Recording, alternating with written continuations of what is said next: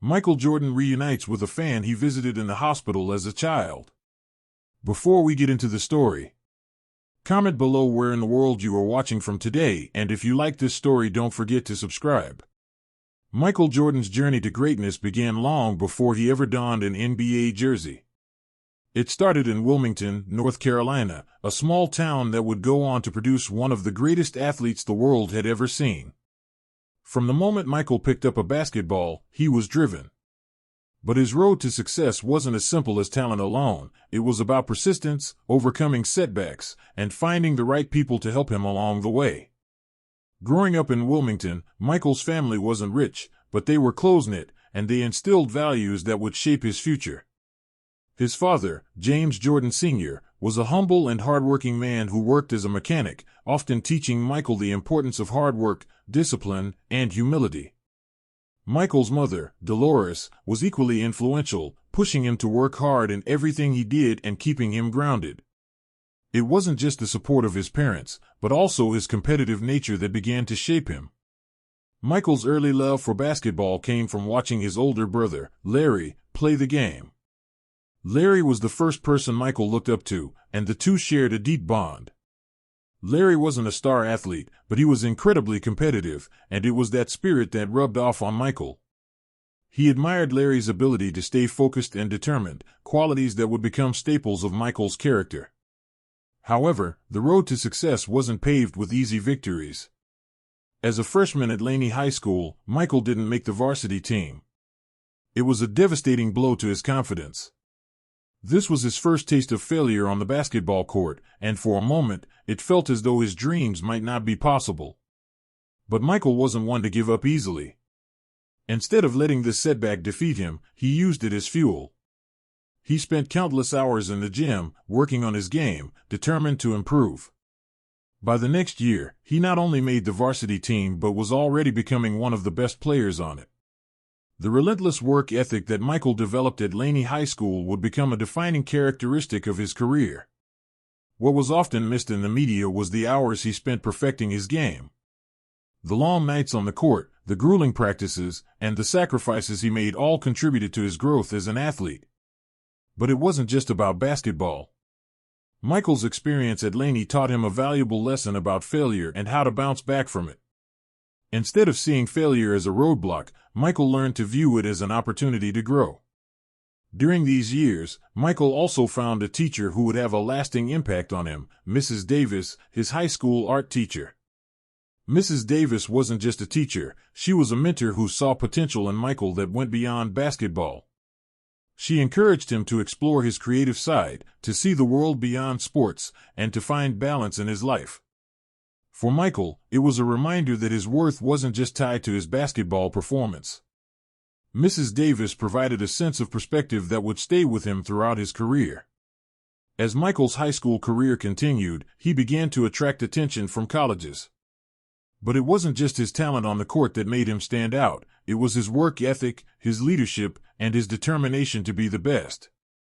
The time he spent honing his skills wasn't just about perfecting his jump shot, it was about cultivating a mindset that would serve him well in the NBA. By the time he graduated from Laney, Michael had become a highly sought-after recruit, with multiple schools vying for his attention. The University of North Carolina became his destination. Michael had always wanted to play for Coach Dean Smith, and when the opportunity presented itself, he seized it. UNC was known for producing top-tier basketball talent, and Michael was determined to make an impact there. His time at UNC would be a turning point in his career, where his potential would finally begin to be realized on a national stage. As Michael began his freshman year at UNC, he was met with the challenges of adjusting to college basketball. The competition was tougher, the pace was faster, and the expectations were even higher. He wasn't the only standout on the team, there were other elite players, and the team was focused on more than just individual talent, it was about the system and the team dynamic. For Michael, learning to fit into a system that demanded unselfish play and discipline was a challenge. But it was one he accepted with his usual determination. During his freshman year, Michael's most significant moment came in the NCAA championship game against Georgetown. UNC was up against a tough opponent, and the game was a test of nerve and skill. Michael had a key moment in the game, hitting a clutch shot that gave UNC the lead and, ultimately, secured their victory. The championship win was a huge milestone for Michael. It was the first major achievement of his career, and it would set the stage for the greatness to come. But Michael didn't just take pride in the win itself. What stood out to him was the journey, the hard work, the setbacks, the growth as a player, and as a person. The championship was a testament to what he had achieved, but it was also a sign of things to come. It was just the beginning. His success at UNC would serve as the foundation for everything that would follow. When Michael declared for the NBA draft in 1984, there was no doubt that he was ready. He had become a complete player at UNC, with the skills and the mindset to succeed at the next level. His draft selection by the Chicago Bulls was the start of a new chapter, one that would forever change the landscape of basketball. But even as he left UNC and prepared for the NBA, Michael never forgot the lessons he had learned in Wilmington and at Laney High School. Those early experiences shaped him into the player he would become, and they would continue to fuel his drive throughout his legendary career. Looking back, Michael's early years were not defined by the accolades or the championships, but by his ability to bounce back from failure, his relentless work ethic, and the support of the people who believed in him. Those qualities would define his legacy, not just as an athlete, but as a man who inspired millions to reach for greatness. As Michael Jordan moved on to the NBA, his journey was just beginning, but the lessons learned from his roots would guide him every step of the way. Michael Jordan had accomplished much during his time at the University of North Carolina, but his journey was far from over. After securing the NCAA championship in 1982, his potential was undeniable. By the time he declared for the 1984 NBA draft, he was already being hailed as the future of basketball. It wasn't just his scoring ability that stood out, but his work ethic, leadership, and relentless drive to improve. Those qualities would carry him from the college ranks to the NBA, where the stakes were higher and the competition was fiercer. The Chicago Bulls, a team that had struggled for years, selected Michael as the third overall pick in the 1984 draft. It was a moment that would forever change the course of the franchise, the league, and the world of sports. But for Michael, it was the next step in a journey he had been building toward since he first picked up a basketball. He knew he had the talent, but he also understood that he was entering an entirely new level of competition. The NBA was filled with established stars, seasoned professionals, and fierce rivalries. Michael wasn't just joining the NBA, he was entering a battle for greatness. His rookie year in the NBA was nothing short of spectacular. From his first game, Michael's athleticism, skill, and competitiveness were on full display. He quickly became the focal point of the Bulls' offense, averaging over 28 points per game in his first season. But even as he racked up points and impressed fans with his incredible leaping ability and dazzling ball handling, the Bulls struggled as a team. The franchise had been in disarray for years, and despite Michael's brilliance, the team's overall performance wasn't enough to break through to the playoffs. The early years in Chicago were marked by Michael's frustration. He was used to winning, used to being on the top. But the Bulls were not ready to compete at the highest level. Despite his incredible talent, Michael had little help around him. The team was inconsistent, and the management was still trying to figure out the right pieces to build around their star. Michael was used to putting in the work and carrying a team, but even his best efforts weren't enough to elevate the Bulls into championship contention. His early years in the NBA were defined by this struggle, the struggle to elevate a team that just wasn't ready to compete on the biggest stage. Despite the challenges, Michael refused to back down. He worked tirelessly to improve every aspect of his game, from his defense to his passing, and most notably, his leadership. He knew that if the Bulls were going to win, it couldn't just be about his scoring. Michael took it upon himself to get better and raise the level of his teammates' play. His desire to make those around him better would come to define him, not only as a player but also as a leader. The turning point for Michael and the Bulls came in 1987, when they added another key player to the roster, Scottie Pippen. At first, Scottie was an unrefined talent, raw and still developing his game. But Michael saw something in him, something that would eventually make the two one of the most dynamic duos in NBA history. Scottie's versatility, his defense, and his unselfishness complemented Michael's scoring and competitive fire. But their relationship wasn't without its growing pains. Michael, known for his intensity and demanding nature, had trouble finding a way to let Scottie develop on his terms. Michael's leadership style was often tough, but it wasn't about tearing down his teammates, it was about building them up to meet his standards. For Scottie, this meant pushing him to be better, to take on more responsibility, and to become the player Michael knew he could be. Over time, Scottie became more than just a sidekick. He became Michael's most reliable ally, a player who could take over when needed and was capable of doing the dirty work that allowed Michael to shine. The partnership between Michael and Scottie wasn't always easy, but it was ultimately what transformed the Bulls into a championship contender.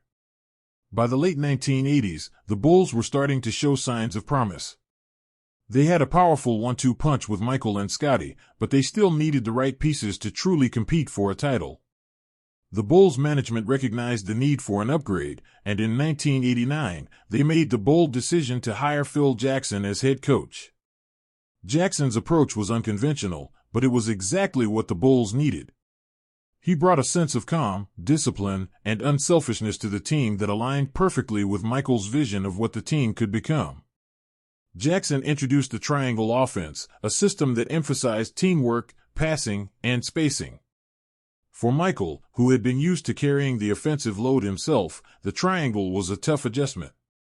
But over time, he learned to trust the system, and it became the foundation for the Bulls' success. Jackson's impact on Michael and the team was undeniable.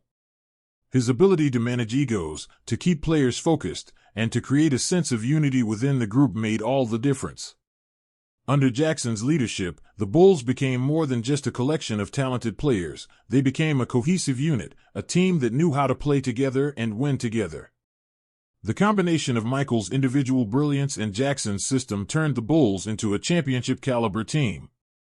Michael, now playing in a more unselfish and team-oriented system, began to flourish even further, his leadership growing alongside his play. The 1990-91 season was the culmination of all the work the Bulls had put in. Michael, Scottie, and the rest of the team had found their rhythm, and the playoffs were their stage to prove they could compete with the best. The first obstacle in their path was the Detroit Pistons, the team that had dominated the Eastern Conference in recent years with their aggressive, physical play. The Pistons, led by Isaiah Thomas, were the defending champions, and they had been a thorn in Michael's side for years. But this time, it was different.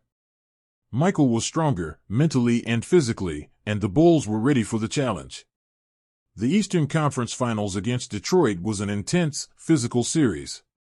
But for the first time, Michael and the Bulls were able to break through. Michael's dominance on the court, coupled with the Bulls' improved depth and cohesion, allowed them to finally overcome the Pistons. The Bulls won the series, and for the first time in Michael's career, he was headed to the NBA Finals. The finals against the Los Angeles Lakers were a battle, but Michael Jordan was at his best. He played with an intensity and focus that no one could match, leading the Bulls to a 4-1 victory. Michael was named Finals MVP, and the Chicago Bulls were NBA champions. The victory was the culmination of everything Michael had worked for, a journey that started with failures, obstacles, and struggles, but ultimately ended in glory. But even as Michael celebrated his first championship, he knew that the work was not finished. This victory was just the beginning. His hunger for success, his desire to prove that he was the best, would continue to drive him forward. The legacy he had built with the Chicago Bulls was only starting, and Michael Jordan was more determined than ever to leave his mark on the game of basketball. His first championship was a sign of what was to come, but it was also a reminder that greatness was not given, it was earned, and Michael Jordan was ready to earn everything that came next. After the Chicago Bulls' first NBA championship in 1991, Michael Jordan was no longer just a rising star, he was now the face of the NBA. The victory over the Los Angeles Lakers was a culmination of years of hard work and determination. But for Michael, it was only the beginning. He had tasted success, but the fire to achieve even greater heights burned within him. The 1991-92 season was the perfect opportunity to build upon that success, and Michael was determined to show the world that his championship was no fluke. The Bulls entered the season as the reigning champions, and the expectations were higher than ever. The team had been reshaped under the leadership of coach Phil Jackson, and the triangle offense that Jackson had introduced to the Bulls was beginning to click. The offense was built on the idea of spacing, ball movement, and unselfish play, and while it took some time for Michael to adjust, by now, he had fully embraced it. He was no longer just the focal point of the offense, he was part of a system that allowed him to become a more complete player, one who could facilitate, defend, and involve his teammates in a way that he hadn't done before. The combination of Michael's individual brilliance and the team-oriented triangle offense made the Bulls one of the most dangerous teams in the league. Scottie Pippen, who had grown into one of the best all-around players in the NBA, was now a key contributor alongside Michael. The two had developed a chemistry that made them a formidable pair. Pippen's defensive ability and versatility allowed Michael to focus more on offense, while Michael's leadership and scoring prowess pushed Pippen to take on a larger role. Together, they formed a dynamic duo that was hard to stop. But as the season went on, it became clear that the Bulls were not just a great team, they were on the verge of building a dynasty. They finished the regular season with an impressive record, and Michael's play continued to be otherworldly. He was the NBA's most dominant player, and his performances left fans and analysts alike in awe. His scoring was still the focal point of the Bulls' offense, but his all-around game had reached new heights. He averaged over 30 points per game while also contributing with rebounds, assists, and steals. Michael was playing with an intensity and focus that made him virtually unstoppable. In the playoffs, the competition grew fiercer, but Michael's desire to repeat as champions was stronger than ever. In the Eastern Conference Finals, the Bulls faced the New York Knicks, a tough, physical team that had been known for their aggressive defense. The Knicks had their own star in Patrick Ewing, but they couldn't match the Bulls' firepower. The series was a battle, but Michael's leadership and scoring were too much for the Knicks to handle. He carried the Bulls to the NBA Finals once again, where they would face the Portland Trail Blazers. The 1992 NBA Finals would become one of the most iconic series in basketball history. The Blazers were a talented team, led by Clyde Drexler, who was often compared to Michael. Drexler was one of the few players who could challenge Michael's dominance in terms of athleticism and skill. But Michael was not intimidated. He was determined to prove that he was not just the best player in the league but the best player in the world. The finals began in Portland, and in Game 1, Michael put on one of the most memorable performances of his career. In the first half alone, he made 6 three-pointers, a shocking display of range from a player who was never known for his shooting beyond the arc. Michael was showing the world that he was a complete player, capable of scoring in any way he chose. His 35-point performance in the game helped the Bulls take control of the series. Michael's performance was a statement, not just to Drexler and the Blazers, but to everyone who doubted his ability to be a versatile, all-around player. As the series continued, Michael's dominance only grew. He was scoring at will, but he was also making his teammates better. The Bulls' unselfish play, combined with Michael's leadership, was too much for the Blazers to handle. Michael was named Finals MVP for the second consecutive year, and the Bulls defeated the Trail Blazers 4-2 to win their second consecutive NBA championship. The victory was another milestone in Michael's quest for greatness. It solidified his legacy as one of the best players in NBA history, but Michael wasn't satisfied. He had now won 2 championships, but he was determined to win more. The drive to continue pushing the boundaries of what was possible kept him hungry, and his desire to be the best never waned. However, the 1992-93 season would bring new challenges. The competition in the NBA was growing stronger, and Michael was facing increased pressure. But his desire to win remained unwavering. He was more focused than ever on the task at hand. Off the court, the demands of fame were beginning to take a toll. Michael was a global icon, and the attention that came with that fame was relentless. But he continued to embrace the role, understanding that his impact extended far beyond the basketball court. The 1993 season also marked another milestone for Michael, the launch of the Air Jordan brand. His partnership with Nike had already been a success, but the release of the Air Jordan sneakers took his influence to a new level.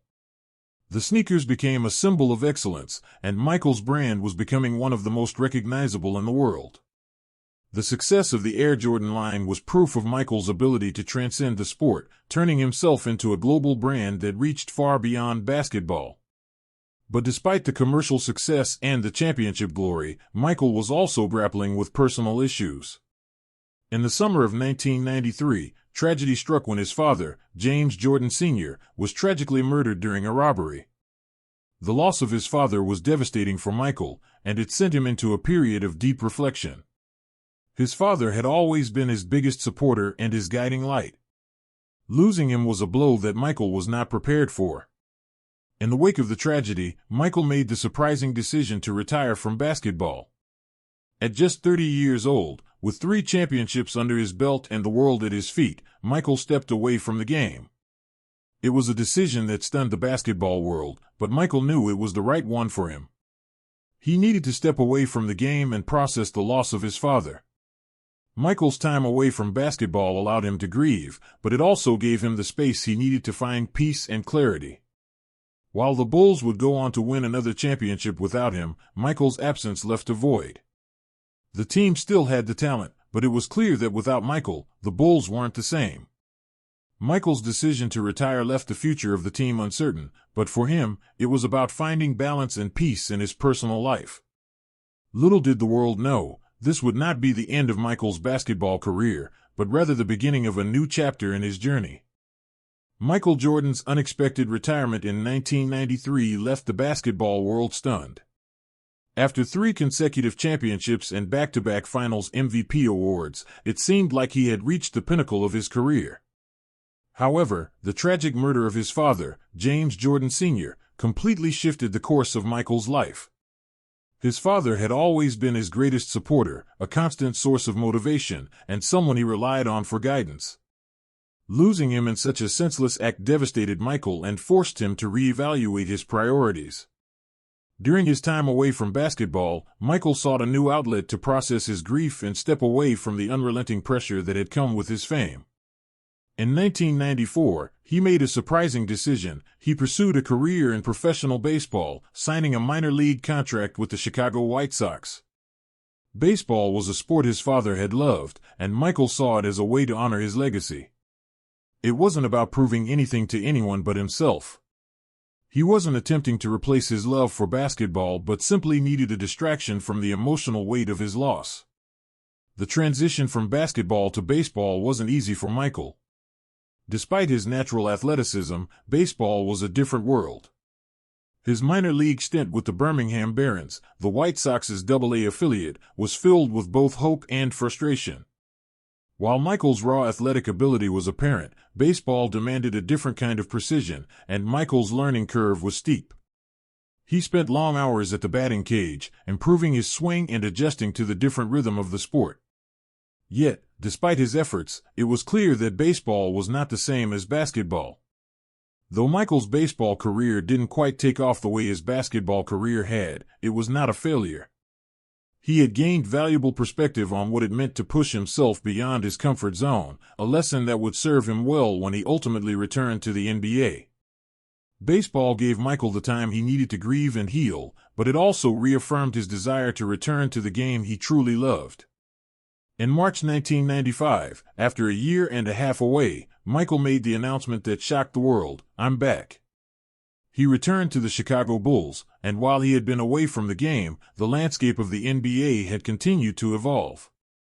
The Bulls were still a solid team, but they were missing the player who had been the foundation of their dominance. Michael's return, however, was not an immediate return to glory. His body, having been away from the NBA grind for a season and a half, was not quite in the same shape it once was. His skills were still sharp, but the pace and physicality of the game had changed, and it took time for Michael to adjust. Despite the challenges, Michael's return was a reminder of just how great he was. His first game back in a Bulls uniform was against the Indiana Pacers, and though he was still shaking off the rust, it was clear from the start that Michael hadn't lost his competitive edge. He scored 19 points in his first game, and his presence was felt immediately. The energy in the United Center, the home of the Bulls, was palpable as fans welcomed their hero back. But for Michael, this wasn't just about a comeback, it was about proving to himself and to the world that he still had what it took to be the best. The Bulls, led by Michael, had to quickly find their rhythm again. The team had evolved during his absence, and the pieces around him were slightly different. Scottie Pippen had stepped up as the team's leader in Michael's absence, and the team had grown more accustomed to playing without him. But Michael was no longer just a player who could carry the team with his scoring. He had grown as a leader, someone who understood that championships weren't won by individual talent alone. It was about teamwork, sacrifice, and the ability to adapt. Under coach Phil Jackson, the Bulls had already won 3 championships, but it was clear that their system, which had evolved under Jackson's leadership, would require Michael's return to fully take off again. The triangle offense that Jackson had instilled in the team was designed to make everyone on the court an active participant. Michael, with his ability to score at will, was the key to the system. But now, he had to share the spotlight more than ever. As Michael reintegrated into the team, he understood that his leadership had to go beyond just scoring. It was about making his teammates better, about trusting them, and about allowing them to rise to the occasion. As the season went on, the team began to gel once more. Michael's leadership and ability to perform in clutch moments helped guide the Bulls through the regular season. But the real test was going to come in the playoffs. The competition was fierce, and with Michael returning to the league, every team in the Eastern Conference knew that the Bulls were going to be a tough challenge. The Bulls made their way through the Eastern Conference, defeating the Charlotte Hornets in the first round and the New York Knicks in the semifinals. But the real test came in the Eastern Conference Finals when they met the Orlando Magic. The Magic were a young and talented team, with Shaquille O'Neal and Penny Hardaway leading the charge. They had a deep roster and the confidence to take down the defending champions. The series went to 6 games, but it was the Magic's dominance on both ends of the floor that gave the Bulls a challenge. Despite Michael's incredible performances, the Magic managed to get the best of the Bulls, defeating them in the conference finals. Michael's return had not culminated in another championship yet. But this loss didn't deter him, instead, it motivated him. He knew that while the Bulls were a great team, they had work to do to regain their place at the top. For Michael, this loss was a challenge he could rise to, and with that challenge came the drive to continue pushing forward. The 1995-96 season would mark the true beginning of the Bulls' second dynasty. Michael's return had sparked the fire, but now it was time for him to take it to another level. The offseason was a time for reflection, for adjustment, and for Michael to prepare his body and mind for the next challenge. He knew that in order to win, he had to be at his absolute best. The 1996 season would be the start of something special. Michael was not just returning to play basketball, he was returning to reclaim the throne as the best in the league. The 1996 season saw the Bulls, with Michael fully integrated back into the team, dominate the league. Michael's leadership and skill helped guide the Bulls to a league record 72 wins, cementing their place as the best team in the NBA. The combination of Michael's scoring and the defensive prowess of Scottie Pippen, alongside the emerging talents of role players like Tony Kukoc and Steve Kerr, made the Bulls nearly unstoppable. Michael's return had not only rejuvenated the Bulls but had reignited his own competitive fire. His drive to win, to prove that he was still the best player in the world, was as strong as ever. He had faced setbacks, challenges, and personal loss, but his journey had only made him more determined. The loss to the Orlando Magic in 1995 would become just another chapter in his story of resilience and greatness.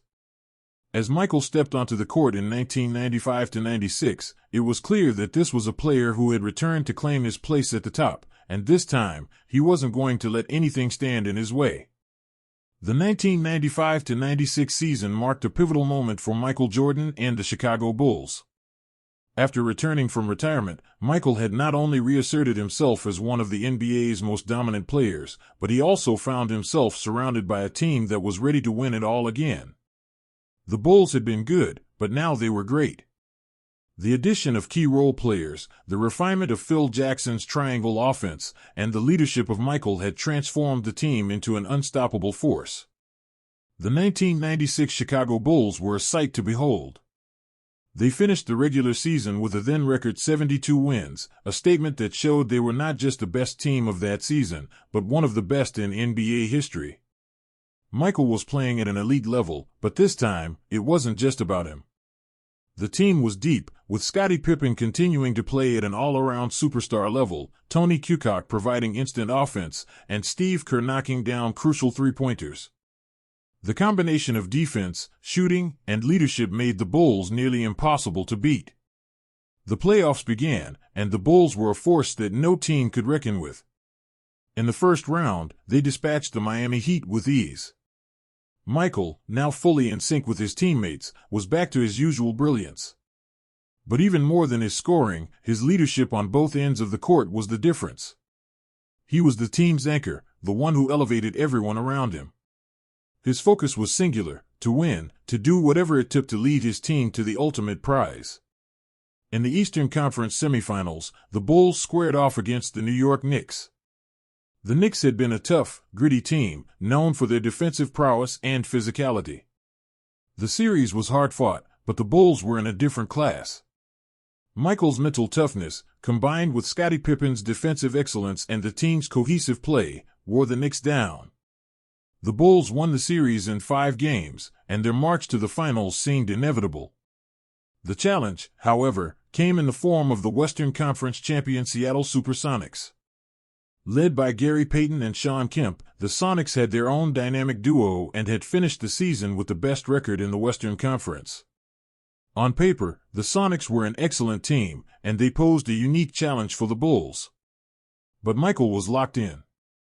His intensity was palpable, and his confidence in the team's system was unwavering. The finals would become another showcase for Michael's brilliance. The Bulls took control of the series early, but the Sonics fought hard, managing to win 2 games and forcing the series to a 6th game. Throughout the series, Michael's leadership was on full display. He wasn't just a scorer, he was orchestrating the offense, playing tenacious defense, and setting the tone for the entire team. In Game 6, Michael delivered a clutch performance, leading the Bulls to their 4th championship in 6 years. He was named Finals MVP, and the Bulls had reclaimed their throne as the NBA's best team. But even as Michael stood at the top of the basketball world once again, his mind was already focused on what came next. Despite his personal success, he was always thinking about how to make the team better. The 1996 championship was special, not only because of the accomplishments on the court but because of the way Michael had been able to elevate the team to another level. He had pushed his teammates to be their best, and in doing so, he had ensured that the Bulls were not just a one-hit wonder. They were a dynasty in the making. The 1996-97 season was a reminder that the hunger for greatness never ends. The Bulls were still the team to beat, but the competition was growing. Teams like the Miami Heat and the Utah Jazz were improving, and the league was shifting. But Michael's focus remained the same. He was determined to win another championship, to solidify his legacy as the greatest basketball player in history. The Bulls didn't take their foot off the gas in the regular season. They finished with another strong record, but the road to the finals wouldn't be easy. In the playoffs, the team once again found themselves facing the tough New York Knicks in the second round. The Knicks were playing with renewed vigor, and the series was hard-fought.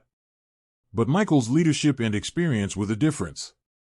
He had been through it all, the pressure, the tough games, the intensity. Nothing rattled him, and his poise under pressure was something that his teammates had come to rely on. The Bulls once again prevailed, winning the series in 5 games. In the Eastern Conference Finals, the Bulls faced the Miami Heat, a team led by Alonzo Mourning and Tim Hardaway. The Heat were tough, and the series was more competitive than many expected. But Michael was playing at an elite level, as was Scottie. The Bulls were a complete team, and their talent was too much for the Heat to handle. The Bulls won the series 4-1, and they were once again headed to the NBA Finals. The 1997 NBA Finals pitted the Bulls against the Utah Jazz, a team led by John Stockton and Karl Malone. The Jazz had been the top team in the Western Conference for years, but they had never been able to get past the finals. They were hungry, and they were determined to dethrone the Bulls. The series was intense, with both teams going back and forth. The Jazz had their moments, but Michael was once again the difference. His scoring, leadership, and clutch performances were key to the Bulls' success. In Game 5, with the series tied 2-2, Michael took over the game, scoring 38 points and leading the Bulls to a crucial win on the road. The Bulls won the series 4-2, and Michael was once again named Finals MVP. It was their fifth championship in 7 years, and Michael had shown once again that when the stakes were highest, he was the player who could rise to the occasion. The 1997 Finals were another chapter in his legendary career, but Michael's hunger for more wasn't satisfied yet. He had reached the top, but there was always one more mountain to climb. As the 1997-98 season began, Michael Jordan was faced with a new set of challenges. He was no longer the young, hungry player who had just entered the league. He was now a veteran, with a vast collection of championships, MVP awards, and accolades. The team was older, and the pressure was building. The front office had already decided that this would be the final season with coach Phil Jackson. Michael's focus was still sharp, but there was an undeniable sense of finality in the air. This could be the last time the Bulls would have a chance to win it all with this group. But as always, Michael took the challenge head-on. The 1997-98 season would ultimately become Michael Jordan's swan song with the Chicago Bulls, but it wasn't just about the championships. It was about the moments, the memories, and the legacy that Michael had built with his teammates. The 1997-98 season proved that even in his final year, Michael Jordan could still lead a team to greatness. With his scoring, leadership, and unrelenting drive, he guided the Bulls to one final championship, solidifying his legacy as the greatest player in basketball history. The 1997-98 season brought a wave of mixed emotions for Michael Jordan and the Chicago Bulls. On one hand, it was another shot at the championship, another chance for Michael to further solidify his legacy. On the other hand, it was likely the final opportunity for the team's core to compete together. Michael had already led the Bulls to 5 championships in the past 7 years, but there was a sense that this was the end of an era. The atmosphere was charged with the realization that the Bulls dynasty was reaching its inevitable conclusion. The front office had made it clear that this would be Phil Jackson's last season as head coach, and the team's aging roster raised questions about whether they could go the distance one more time. Michael's motivation, however, remained unwavering. Despite the uncertainty surrounding the team's future, his competitive fire never dulled. He was focused on one thing: another championship. As the season progressed, it was clear that Michael wasn't just looking to finish out his career, he was looking to go out on top. He had already achieved more than anyone could have imagined, but for him, success was measured in one thing: winning. Every practice, every game was an opportunity for Michael to prove, once again, that he was the best player in the world. The 1997-98 regular season saw the Bulls continuing to dominate the league. They finished with an impressive 62-20 record, despite their aging roster. Michael played 82 games that season, a testament to his endurance and dedication. Scottie Pippen, still one of the best all-around players in the NBA, played a pivotal role alongside Michael, helping to carry the load. But it was clear that the team's success was centered on Michael's leadership. The blend of experience, skill, and passion on the court made the Bulls a force to be reckoned with. The triangle offense, perfected under coach Phil Jackson, continued to thrive, but Michael's presence remained the key to the team's success. The journey through the playoffs in 1998, however, would not be without its obstacles. The first round of the playoffs saw the Bulls face the New Jersey Nets. While the Nets were a solid team, they were no match for the Bulls. The series was over quickly, with the Bulls winning in 4 games. But as they advanced, the challenges grew. The next opponent was the Charlotte Hornets, a team led by the emerging star, Anthony Mason, and the reliable point guard, Muggsy Bogues. The Bulls were tested, but once again, Michael's leadership and ability to perform under pressure guided them through, taking the series in 5 games. The Eastern Conference Finals brought the Bulls face-to-face with their old nemesis, the Indiana Pacers. The Pacers were a tough, physical team, led by Reggie Miller, whose clutch shooting and fierce competitiveness had made him one of the NBA's most dangerous players. The Pacers pushed the Bulls harder than any team had in years.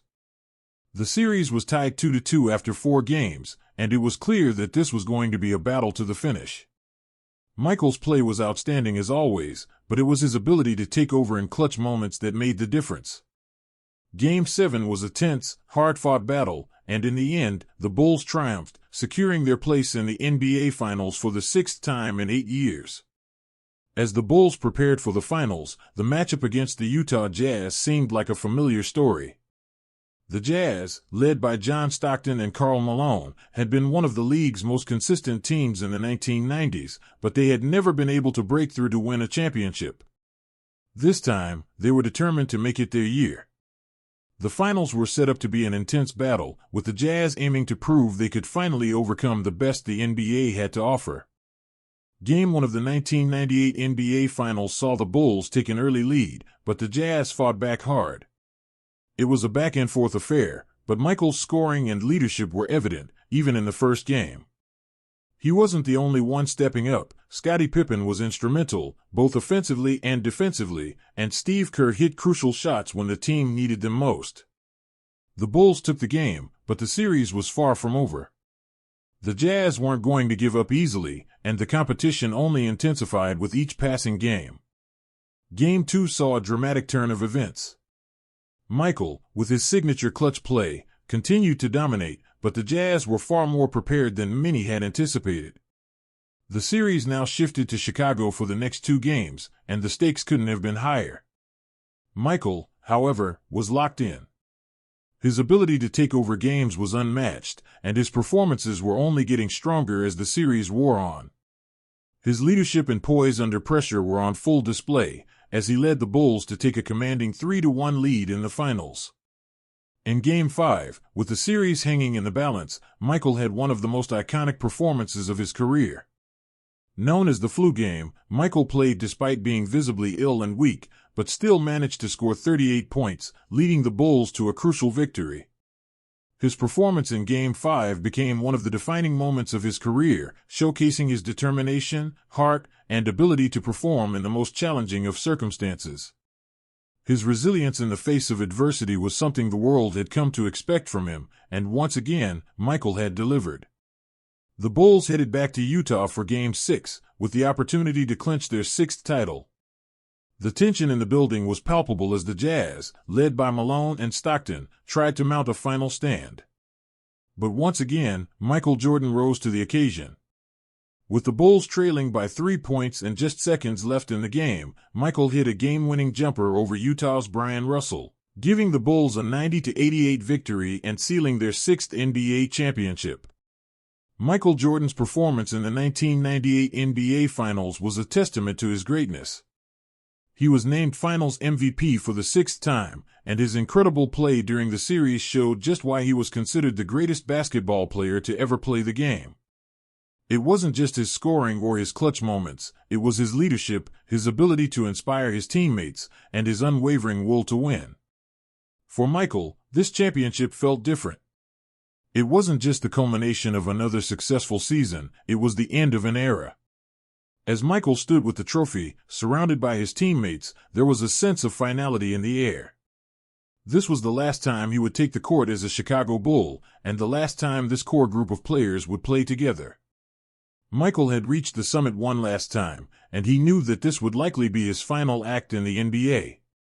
The 1997-98 season was more than just another championship, it was the final piece of a legacy that had spanned nearly 2 decades. Michael's career had been defined by more than just his on-court success, it had been defined by his ability to elevate everyone around him, to perform under pressure, and to continually push the boundaries of what was possible. As he walked off the court for the last time, Michael Jordan had solidified his place in history, not just as a basketball player, but as a symbol of greatness. After Michael Jordan's sixth NBA championship in 1998, he had achieved everything there was to accomplish in basketball. 6 championships, 5 MVP awards, and numerous other accolades had solidified his place as the greatest player of all time. But after the final buzzer of the 1997-98 season, when the Bulls secured their 6th title, Michael's future in basketball remained uncertain. He had already announced his retirement once in 1993, only to return and guide the Bulls to 3 more titles, and now, at the age of 35, many wondered if he would retire for good this time.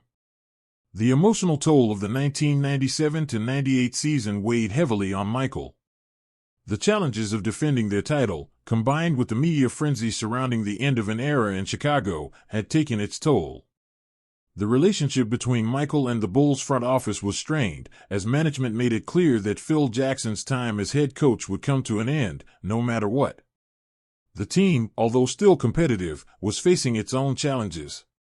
Michael had already decided that it would be the last time he played with this core group of players, a team that had achieved unprecedented success over the past decade. With the championship secured, Michael stepped away from basketball once again. Unlike his first retirement, which had been a response to the tragic murder of his father, this retirement felt more final. Michael's body had taken a beating over the years, and the physical demands of the game, combined with the pressure of living up to his own legacy, made him realize that it was time to step away. His retirement in 1999 was marked by a sense of peace, as Michael had achieved everything he could have dreamed of and more. However, even in retirement, Michael's influence on the sport remained significant. His impact extended far beyond his performances on the court. His return to the NBA had revitalized the Chicago Bulls, and his global brand, including the iconic Air Jordan sneakers, had reshaped how athletes marketed themselves. Michael had transformed the sports industry, elevating basketball into a global phenomenon and inspiring millions of young athletes worldwide. While he was away from the game, Michael remained involved in the sport in a different capacity. His love for basketball never truly faded. He stayed connected with the game by investing in the Charlotte Hornets, becoming a majority owner and the team's chairman in 2010. This move into ownership allowed Michael to transition from a player to a figure of influence in the business of basketball. His presence in the NBA was felt not just as a player but as an ambassador for the game, and he was determined to help shape the future of basketball. However, Michael's second act as a team owner was marked by struggles. The Hornets, while showing flashes of promise, were often mired in mediocrity, and Michael's leadership was tested in ways he hadn't anticipated. But the lessons he had learned as a player, patience, perseverance, and the drive to succeed, continued to guide him. Despite the challenges, he never lost his passion for the game, and he remained committed to turning the Hornets into a competitive force in the NBA. As the years passed, Michael became a mentor to younger players in the league. His influence was felt not just in Charlotte, but across the entire NBA. Young stars like LeBron James, Kobe Bryant, and Kevin Durant all looked up to Michael as a role model. His competitive fire, his relentless pursuit of greatness, and his ability to perform under pressure had set the standard for what it meant to be a champion in the modern NBA. Michael's legacy had transcended his playing days. It had become a beacon of excellence for the next generation of players to aspire to. But as time passed, Michael began to reflect on the broader impact he had made. He wasn't just an athlete who dominated the sport, he was a symbol of what was possible through hard work, dedication, and belief in oneself. His journey wasn't just about basketball, it was about resilience, overcoming adversity, and making the most out of every opportunity. Michael's story was one of perseverance, not only as a player but also as a businessman, a mentor, and a philanthropist. While Michael's legacy in basketball was firmly cemented, his contributions outside the game were equally important. Through his Jordan brand partnership with Nike, Michael had turned his name into a global brand. The success of Air Jordan sneakers was a game-changer for the sportswear industry, and Michael became one of the highest-paid athletes in history. But beyond the financial success, Michael used his platform to address important social issues. He became involved in numerous charitable causes, particularly in education and youth development, and his foundation focused on helping underprivileged children achieve their dreams. Michael also took on the role of a mentor for many of the NBA's rising stars. He regularly offered advice and guidance to younger players, imparting lessons about the mental and emotional aspects of the game that he had learned throughout his career. For Michael, it was about ensuring that the next generation understood not only how to be great players but also how to be great people. He emphasized the importance of leadership, teamwork, and the willingness to sacrifice personal success for the benefit of the team. In 2009, Michael was inducted into the Naismith Memorial Basketball Hall of Fame, a fitting tribute to his remarkable career. The ceremony was an emotional one, with Michael reflecting on his journey, the challenges he had faced, and the people who had helped him along the way. It was a recognition of the impact he had made, not only as a player but also as a person who had transcended the sport and become a global icon. Despite his continued involvement in the sport, Michael never returned to the court. His career had come full circle, and he had left everything he could on the basketball floor. He knew that the game had given him everything he had ever dreamed of and more, but now it was time to focus on the legacy he had built and the next chapter of his life. In 2014, Michael became the first former NBA player to become a majority owner of an NBA team. His purchase of the Charlotte Hornets marked a new phase in his career, one that allowed him to shape the direction of a franchise in a way that only he could.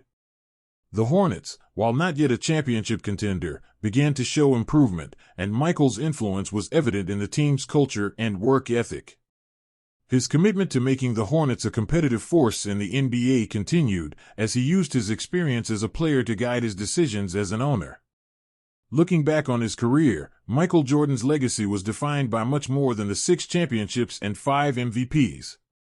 His impact on the game of basketball was immeasurable, but his influence reached far beyond the court. Michael had transcended the game, shaping not only the way basketball was played but also the way it was viewed and marketed.